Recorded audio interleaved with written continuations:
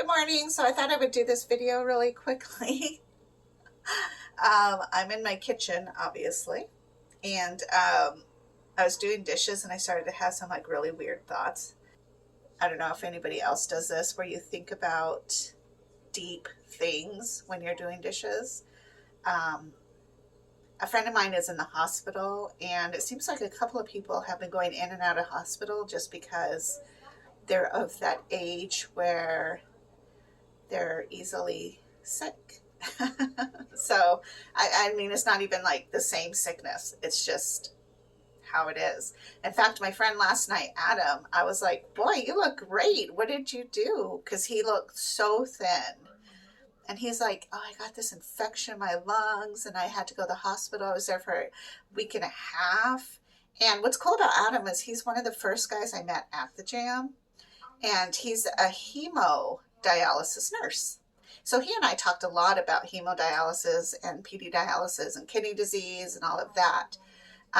And so one of the things is that he has to go see a nephrologist in the next couple of weeks to make sure his kidneys are functioning correctly, because I guess that they were causing a lot of problems.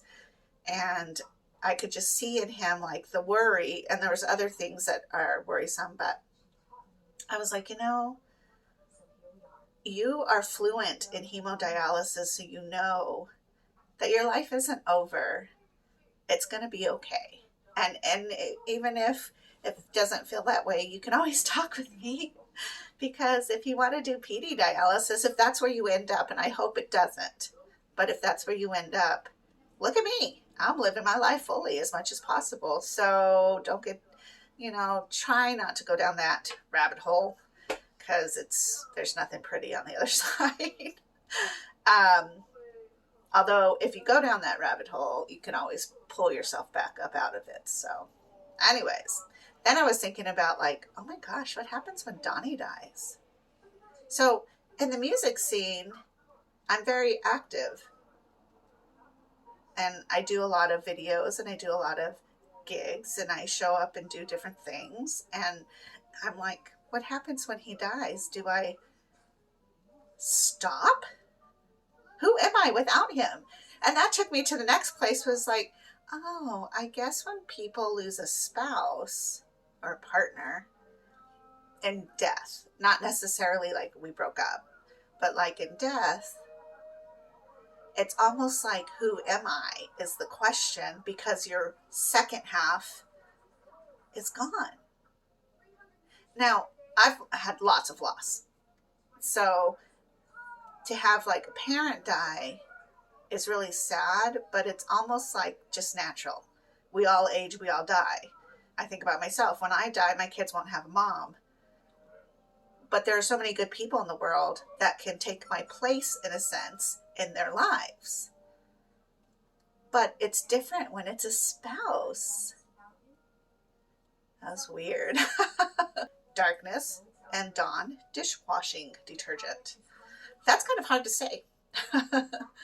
But it's kind of really true. Like, when you break up with somebody, that's very devastating, because you do feel a sense of rejection, loss, also like, was I good enough? There's these stupid little voices that pop up, and more so in some people than others, and that's, you can't measure it, where it's self-contempt, where you feel like not as loved or lovable or worthy. When you break up, it's like usually a sever. It's not like, hey, I'll do me, you do you, and peace out. It's usually an argument or a fight, or who knows. So we end the relationship and then you go on, but there's still that part of you that's still hoping to find somebody else, or to start dating, or to fix your issues, go to therapy, whatever it takes. But when it's the partner death, that void isn't fixed the same way. But when a partner dies, the severedness of that relationship is probably, I can't even imagine. I don't know, because Donnie and I are so in sync, and we do so well together. It's It's interesting. And then you think about, like, I have friends who've gotten married when they were in high school, and they live their lives together all the way to the end. And it's like, as you age and you age together, you start to notice how each other is not the healthiest, or age is taking over, and so they're becoming frail, but they're becoming frail together. So to me, it's interesting to know, like, what happens when your partner dies and you didn't get the chance to see the decline in health together.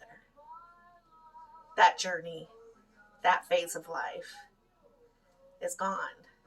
And sometimes I guess, like, if your partner is hospitalized and, like, it's a decline quickly or it's a decline over time, and you already know, and you start settling those things in your mind. But I'm talking about, like, car accident, died immediately. I don't know why I'm so dark on this Monday morning. It's a crazy Monday, I guess. But is that just me who thinks about these things? Like, who am I? Who am I going to be without Dawn Olson in my life? Because part of me is like, well, you have to go on. And yes, but also how it shifts everything from the everyday living of life that you've already scheduled or patterned or done for days or weeks and years to be totally gone. How do you go and do? So sometimes I wonder, would I still be able to go to the music jams without him there? And maybe this is dark, but it's just what I think about. It's a reality. And I know that there are other people out there that think the same things, because in my life, in the traumas that I've had, it's easier for me to think about all the possibilities and kind of have a plan so that I'm not caught off guard. And I don't know what that's called, but I do know that through therapy that is something that kids, especially who are adopted, do, because you've already been severed in relationship from the beginning, or wherever that abandonment adoption process happened. So now I think about things like that. You know, what if my kids were kidnapped? I think about those things, like, what would I do? You know, like, would I rush into a burning building to get my kids? Would I let the authorities do it? You know, like, how do you prepare for the end? But losing a spouse is something I never thought about. Losing a partner is something that, I guess because I never really had one. So it's just something to think about. Um, in my life, in my heart, in my journey, I've never been afraid of death. In fact, I've always had it planned out. I planned out my memorial. I planned out my, the different things that go to who. Not like I have a bunch of things, but, somebody's got to get this fabulous red purse. I mean, it's fabulous. But it would be interesting. It is going to be, death itself is something that I do keep on my forefront, because it's a reality of life. You can't have life without death. You can't have death without life. People die, you have a new baby. And I'm not afraid. And I know that Donnie will go to heaven. I'm not afraid for him to die. It would just be really sad and weird to not have that other person. Sometimes my single friends will come to me, because, boy, before I was in a relationship, we would go do everything. All types of things, and all hours of the night or the day. And sometimes they'll say, like, gosh, we miss you, and does Donnie let you go out and stuff like that? And that's not the case. Donnie doesn't care if I go out or not. He's happy with me going out. If I want to have a girls' night out, he's like, go for it, have fun. I am opposite. I'm like, why are you going to have fun without me? um, but again, that just shows where my insecurities or my traumas live compared to where his does. But I was telling another friend, I said, it's not that I don't want to have fun without Donnie, and it's not even that I don't want to feel independent. It's that when I am out, all I can think about is, what is he doing? And not in that negative way. It's more like, did he eat? Is he watching a movie without me? And I want to share the experience and the life with him, not be separate in our adventure of life. And I think because he's older, I think I only have so many days left, which sounds very morbid and dark, but that's just a reality. We all just have a number of days, and then at some point, the days are up. So even though I can go out with my friends, I don't really want to, because it's the feeling of having that person who you can talk to about any little thing that is the most precious part.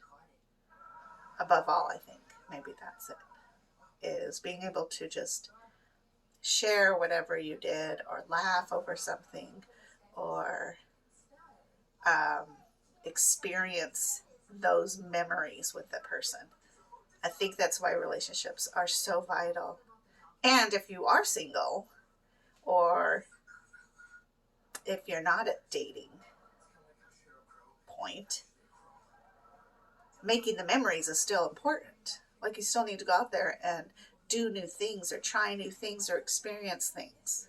Don't hide away and not do anything, especially if you're on PD dialysis, because that's so easy to do. You want to continually go out, plan your day. Like, today I'm going to do laundry, and then I'm going to go to Goodwill for an hour, just an hour. And then I'm going to come home and I'm going to do my exchange, and then I'm going to do lunch, and then I'm going to, go pick up Ben, or whatever the case may be. Please don't pick up Ben. I need to pick up Ben. So anyways, that's my Monday mayhem, I guess. Death is okay. But when it happens to your spouse, I don't know what happens. I'm pretty sure it's going to be hard. And that question all the time, who am I? What do I do? How do I do this? Those things keep me up at night.